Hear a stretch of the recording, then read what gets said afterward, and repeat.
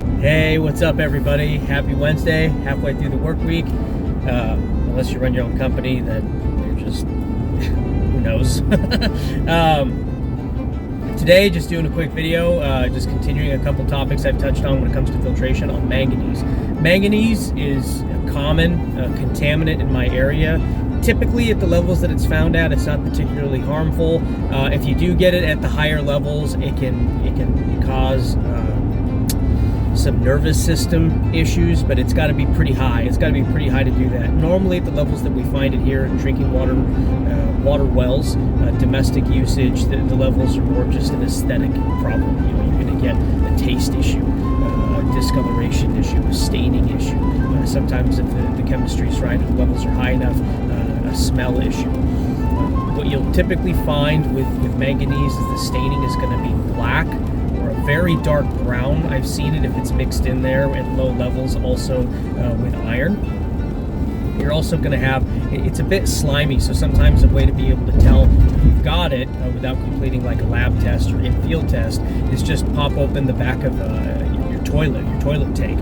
You'll see kind of a thick, it's slimy. One of the ways that I describe it to clients, it's almost like something you find in a bog. It's got a bit of that kind of a smell to it. Not sewage, but not exactly like tilling earth. It's organic-y, but kind of, it's just a, really off-putting smell. On the top of water, at low levels, if the water's clear, sometimes you can even see a sheen, almost something comparable to like oil. It'll kind of carry that. That's another indicator that you've got manganese in the water.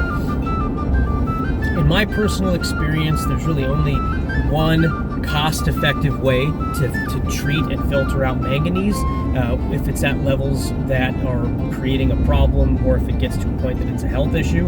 And ultimately it's going to be through that technology of filtration that I've talked about before called ion exchange. Ion exchange is comparable to, say, where certain filtration types are almost like a net, and contaminant will pass through and get caught in the net.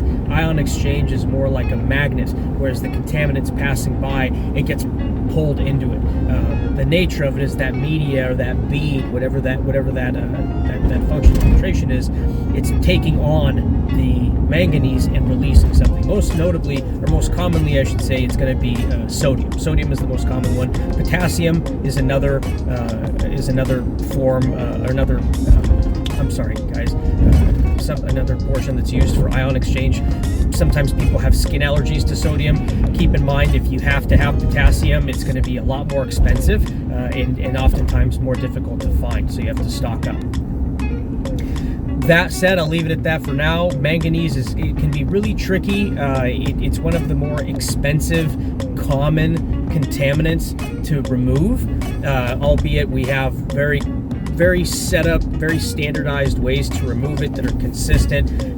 Makes the water pristine, makes the water taste great, albeit they will require annual maintenance.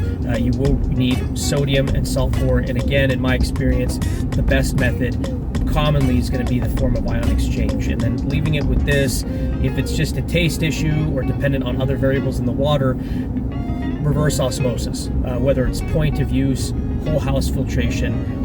That's not our go-to because the cost is typically much more expensive on the front end and annually. But depending on the other variables you have in your water, if your water's brackish and you have manganese, things like that, sometimes you just got to bite the bullet. All right, that's it for now. Hope you guys are having a great week. Hope things are going well for you here as we're wrapping up the year. Been a crazy year, 2021 here, entering 2022 with hopefully a very happy holiday season. All right, guys, God bless. Take care. See you on the next one.